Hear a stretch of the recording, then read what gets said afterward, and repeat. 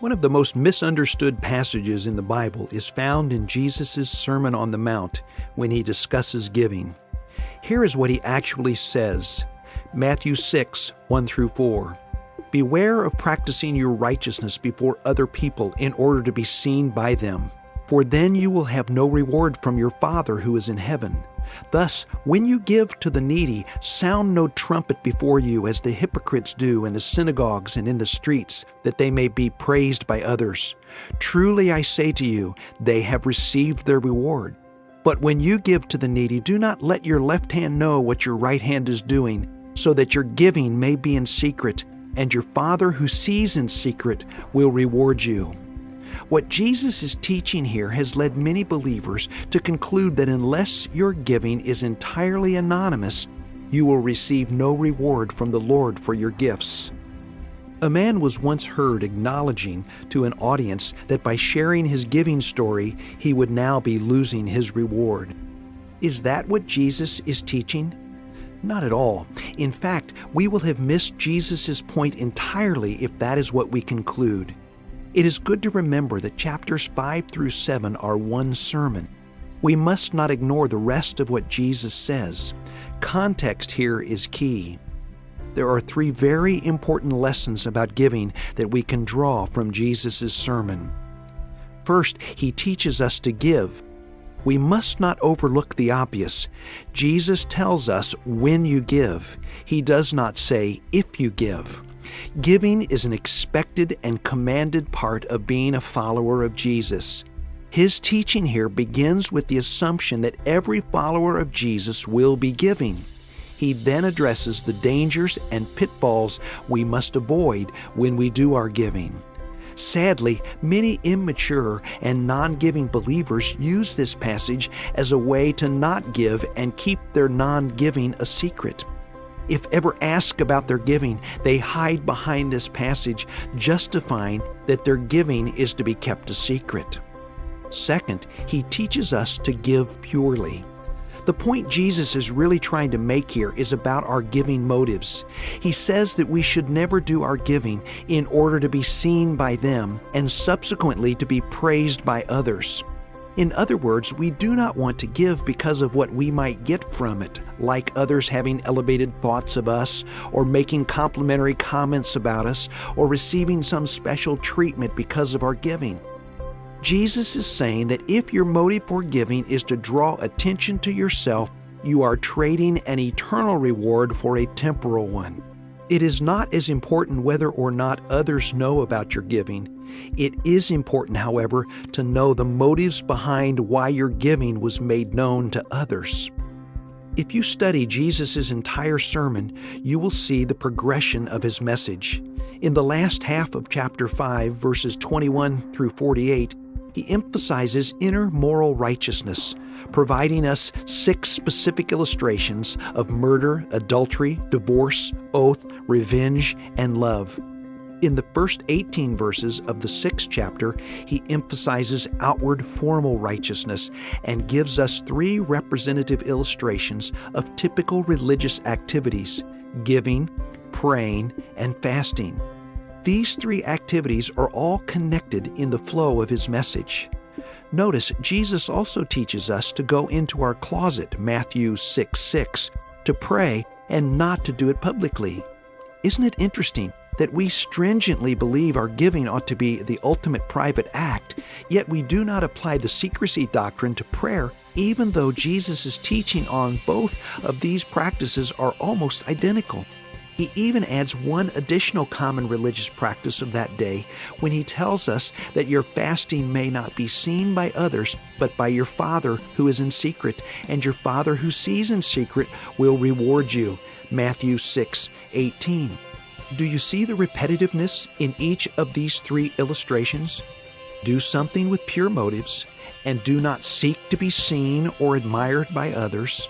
Then God, who knows the true motives of your heart, will reward you for your giving, praying, and fasting. Why do we put giving in a different category from the other 2 practices? We say giving needs to be private, yet we don't hesitate to ask people to audibly pray and to be heard by others. Additionally, if giving was meant to be a secret, why are we told about the many believers who gave in Acts 2:45, and also Barnabas and others who gave recorded in Acts 4:32 through 37? All this was public knowledge and even recorded by Luke for all future believers to know. You see, it is not about secrecy, it is about motive. We should be motivated to give as an act of personal worship, and not so we might be praised and honored by others for what we have given. If that is the motive, then that person has received his reward. Third, he teaches us to give purely, to glorify God and motivate others. Jesus' sermon also teaches us what the proper motivation for our giving and good works should be. In Matthew 5:16, Jesus says, "In the same way, let your light shine before others, so that they may see your good works and give glory to your Father who is in heaven." If we keep our giving and good works under a bushel, Matthew 5:15, a secret, thinking that it is what Jesus wants, how can we obey this part of his sermon? We are told to let our light, our giving, our good works, shine before others so that they may see your good works. Taken at face value, it seems that Jesus is contradicting himself. We must understand that Jesus is addressing the giver's motives to give glory to your Father who is in heaven, and not who knows about the good gift. If in our giving and doing good, we are always seeking to deflect the praise and glory for giving from ourselves, Matthew 6:1 through 4, to God, Matthew 5:16, acknowledging that every good thing given and every perfect gift is from above, coming down from the Father of lights, James 1:17, we are being obedient to both passages. If we readily seek to deflect the praise from our known giving to the Father, then we will always be safe from others thinking more highly of us than they should, Romans 12:3. There is a second healthy motivation for actually making your giving known. Hebrews 10:24 tells us, "Let us consider how to stimulate one another to love and good deeds." There is no more compelling reason to make our giving known to others than in so doing to challenge other believers to step up their level of generosity and experience the joy and blessing that comes from increased obedient giving.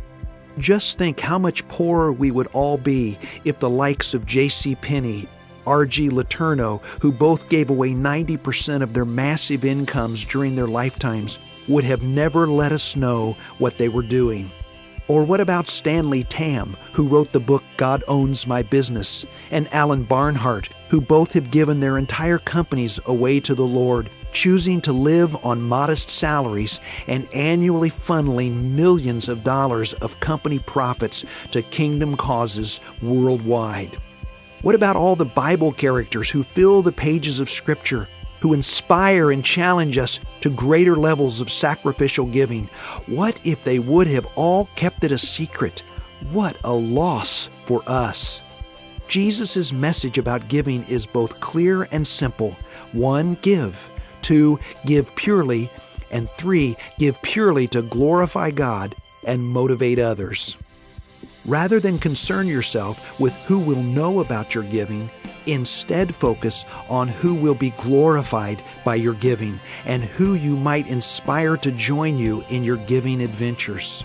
So, if your motives are pure, go ahead and let your light shine before others so that they may see your good works and give glory to your Father who is in heaven.